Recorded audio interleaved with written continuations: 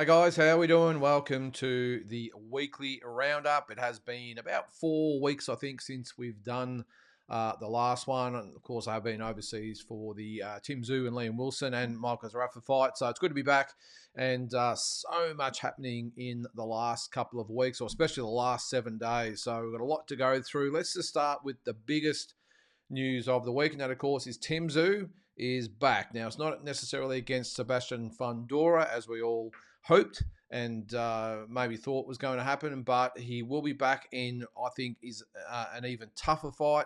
He's going to be going up against former welterweight champion Virgil Ortiz. Now, that's going to be for the WBA interim 154-pound title. Now, it gets a little bit interesting here because it's on the undercard of Terence Crawford and Israel Madrimov, August 3 in Los Angeles. Now, that fight is for the full WBA 154-pound title. And just to complicate things a little bit more, a former champion, Jamel Charlo, has said, he's currently the champion in recess. So he said he wants to fight the winner of Crawford Madrimov. So all of a sudden we have a champion in recess saying they want the winner. If Tim Zoo beats Virgil Ortiz, he will be the WBA interim champion, which then makes him the mandatory challenger. So it's all very, very complicated at the moment. Lots of water to go under the bridge. And even though there's interims and recesses and all this sort of stuff going on, it's going to be quite fascinating to see who actually gets the shot at Fundora, and looks like it will be Spence or Crawford and Madrimov. So many little implications that are going on, so many concoctions, I suppose, if you want to call it that, of all these fighters fighting against each other. So it looks like, so we have Tim Zoo, Virgil Ortiz, we have Crawford, Madrimov, we have Charlo in the mix, we have Fundora likely to fight Spence, and who knows who else might throw the hat in the ring. So it's quite fascinating at the moment, but that is the good news. Tim Zoo, Virgil Ortiz. And I must say, on the matchup itself, look, I think it's a very, very risky fight for Tim Zoo. I personally would like to have seen him fight maybe someone ranked a little bit lower, just purely and solely just to get back into or onto the winners list without a minimum of fuss. But I 100% get it. This is the way he's wired. He wants the big fight. Virgil Ortiz is 20-0 with 20 knockouts. So that probably puts it in perspective for you if you're not quite familiar with Virgil Ortiz, promoted by Oscar De La Hoya. Will be a massive card, by the way. That will be, I think, it will be the main support to Crawford and Madrimov. But the rest of the card, well, geez, look at some of these matchups. So we've got Isaac Cruz defending his WBA 140-pound title against Jose Valenzuela. That'll be over 12 rounds. We have Andy Ruiz and Jarrell Big Baby Miller over 10 rounds at heavyweight. We've got David Morrell. I'll try and get this right, this name. Radivoj Kalijic, I think that's how you pronounce it. 12 rounds for the WBA interim light heavyweight title. Of course, Better Beef and Bivol fighting for all the marbles a month or two before that. We've got Leo Santa Cruz going into a third fight with Abner Mares. And we also got Olympic gold medalist Andy Cruz up against Antonio Moran. So what a card of fights there. Some are saying it's probably one of the best cards ever. Look, I won't go that far because I'm going to be completely honest. Apart from the main event, which I think is obviously quite solid, Terence Crawford against anyone is a big fight. Tim Zoo, Virgil Ortiz, obviously massive fights. The rest of the card for me, just saying it the way I see it, just okay. Good 50-50 matchups. It is the first foray from the Saudis into the States. And if you've been following the social media, you'll see that Oscar De La Hoya, who's from LA, not impressed at all that Saudis have invaded his turf, and he's vowed to dig his heels in and fight tooth and nail to preserve his turf, I suppose, if you want to call it that. So should be a massive card, and great news for Tim Zoo. And if you're wondering about the cut, apparently it has healed up, no problems, or will be well and truly healed by then, even though it was a deep cut. These cuts tend to heal very quickly. So Sebastian Fundora, on the other hand, will be out until later in the year. Of course, he's had to have multiple operations, apparently, on that broken nose. So what was looking a little bit shaky for Tim Zoo, all of a sudden, he's got an opportunity to be right back in the mix. And even though I said I was probably a little bit dubious, not dubious about the result, I think Tim Zoo still wins, but just maybe I thought it was an unnecessary risk. But now that it's for the WBA interim title, well, it makes all the sense in the world. So best of luck to Tim Zoo, back on the world stage on August 3 in LA. This past week, his brother, little brother, the Butcher, Nikita Zoo, improved to 9-0 with a 10-round stoppage. I'll take that back. A 10-round unanimous decision over Danilo Crati. Sorry, I jumped the gun there. So Nikita Zoo with a 10-round decision over Danilo Crati. He drops to 8-2-1, does the Italian. The scores 100 to 89, 100 to 88, and 99 to 90. One thing about that fight, look, it was a comprehensive win by Nikita. He did get into trouble in the 6th round, though. He was rocked with a perfectly timed right hand by Crati. Probably for what, the 3rd, 4th, maybe even 5th time in his career, he was rocked badly. Of course, he was put down in his last fight by Dylan Biggs. A little bit concerning for me that he was rocked by Crati, who's not a big puncher at all. Just the one knockout in 8 wins.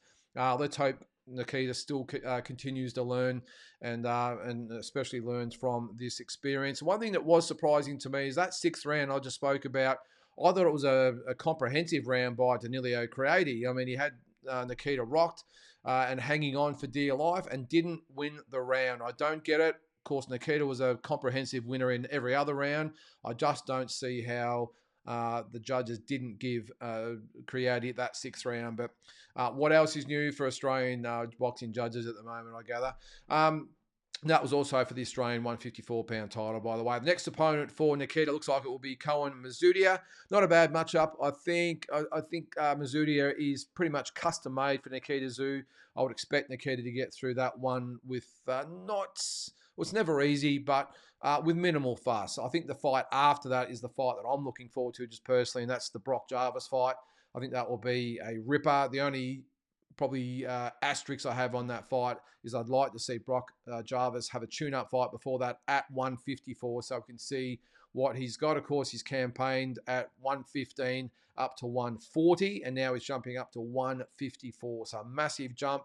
Looking at his frame, I'm sure he'll be able to handle that no problems, but I would like to see him have one fight before that. So I think it will happen. I would say that will be later in the year, so it gives him plenty of time to get back in the ring. On the undercard, great card, by the way, by No Limit. In the main support, Malik Zenad improved to 22-0 with a hard-fought 12-round decision over Jerome Pampalone, who drops to 18-1. The score was 117, 111 times 2, and 114, 114.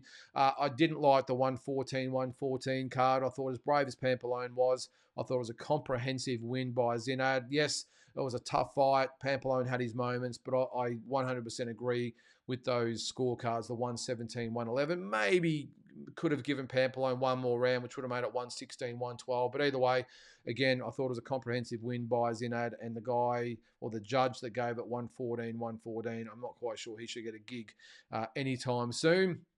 But again, a great fight to have on that card. I think that was an IBF eliminator as well. So Zenad looks like he'll go on to challenge for the IBF belt at some stage, depending on, of course, what happens with Bivol and Beterbiev. Also on the undercard, Argentinian Clara Lescarat retained her WBA 115-pound title with a 10-round decision over Aussie Lynn Sandstrom.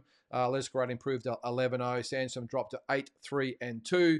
The scorecards 100 to 90. 99, 91, and 97, 93, all for Lescarat. So good performance by her, and I'm sure Lynn Sandstrom will be back for another crack at some stage. The other, I was called one of the major fights on the card. Matteo Tapia, in his no-limit debut, improved to 17-0 with a 10-round decision over Kiba Gonzalez, who dropped to 20-1. So his first loss. Scorecards 98-92 times 2. And 97-93. That was for the WBO Latino 160-pound title. Some good matchups for Matteo Tapia. Will we see him in with Isaac Harbin or maybe a Michael Zarafa or even a Joel Camilleri? Who knows? I've got a feeling that probably apart from Michael Zarafa, that Tapia would be looking at the international stage at this point of his career. And some of the other results on that card, Benjamin Hussein improved 11-2 with a 10th round stoppage of Mason Smith, who dropped to 9-2-1. Jasmine Parr made her no-limit debut with a 5th round stoppage of Sarah Watt.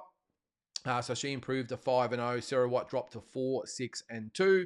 And Chanel Dargan improved to 4-1 and 2 with a 6-round decision over Christino Gillespie, who dropped to 0-1 and 1. The scorecards there 58-56 times 2 and 57-57.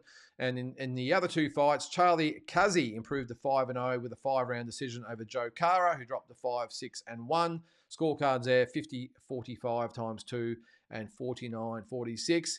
And in a strange one, to open the card, Andrei Mikhailovich with the first round knockout of Les Sherrington. He improves to 21-0. Sherrington drops to 39-18. Very surprising that even though it was very much a mismatch on paper, I would have thought that the fight itself, just with Mikhailovich being a sizable type of name in Australia/New Zealand boxing, that he might have been a little bit further up the card, but obviously there was reasons for that. So on to the world scene, and we're still all talking about Ryan Garcia's unbelievable 12-round decision win over Devin Haney. He didn't lift the WBC 140-pound title. That was not on the line. Of course, he was 3.2 pounds overweight, but he did improve to 25-1. Devin Haney dropped to 31-1. The scorecards 115-109, which I thought was a little bit lopsided, 114-110 and 112-112. And again, I didn't agree with the tied scorecard. I thought that Ryan Garcia, with 3 knockdowns, which could have possibly been even more, I thought was a comprehensive winner by 2, 3, maybe even 4 points. That was at the Barclays Center in New York. So Ryan Garcia has spoken about moving up to 147 to fight Boots Ennis.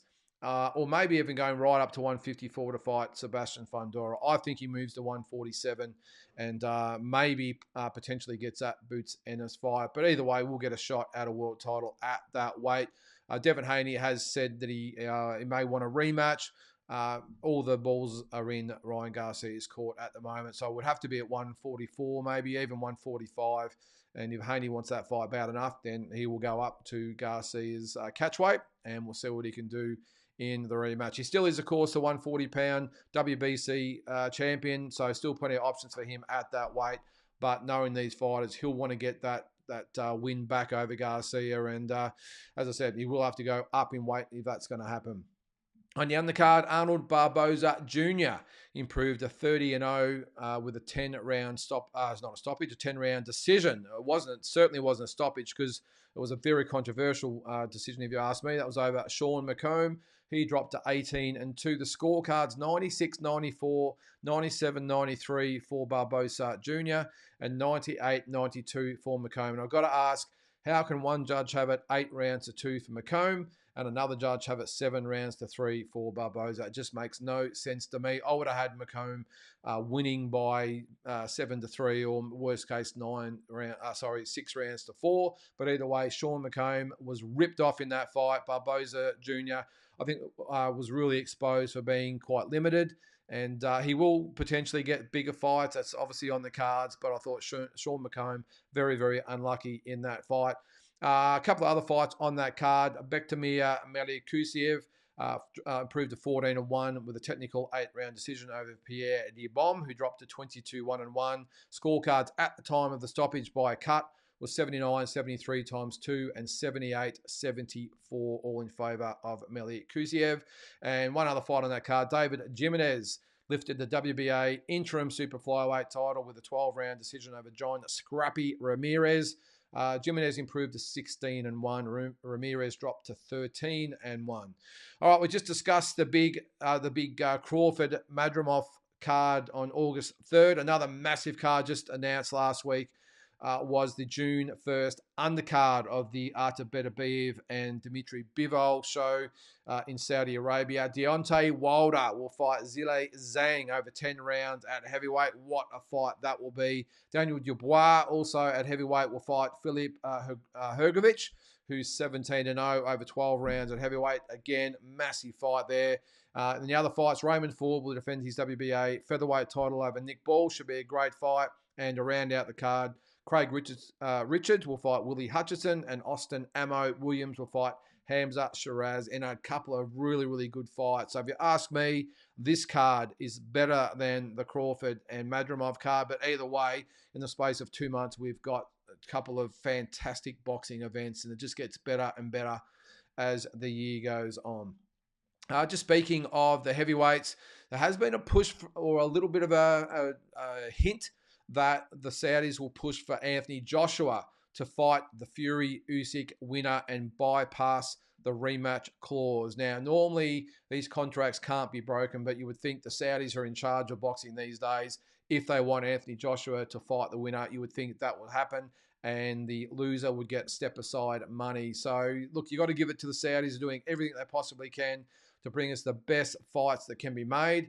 And either way, whether it's a rematch between Fury and Usyk or it is the Joshua versus the winner, either way, boxing fans are the winner. And just speaking of the Saudis, apart from the Anthony Joshua fighting the winner of Fury and Usyk, the other big fights on the hit list are Canelo Alvarez and Terence Crawford, and the winner of Beterbiev and Bivol against David Benavidez. So just some massive fights to be made. And a couple of things to round out this week's episode. Katie Taylor and Amanda Serrano will fight in a much anticipated rematch on the Jake Paul Mike Tyson card in Dallas on July 20th. Katie Taylor 23-1 will come up against Serrano 46-2. If you remember that Katie Taylor won a very, very close and sort of disputed decision over Serrano. Depends on what side of the fence you're on. It was a year or two ago. Taylor won that fight 97-93, 96-93, and Serrano was the victor on the other card, 96-94. I personally thought it was very close to a draw. No dramas with Taylor winning, but very, very much looking forward to Amanda Serrano getting another crack at Katie Taylor for all the belts at 135. And just one more thing before we finish up. Derek James, the trainer of Errol Spence, has issued a lawsuit against Spence for an amount of around the vicinity of $5 million.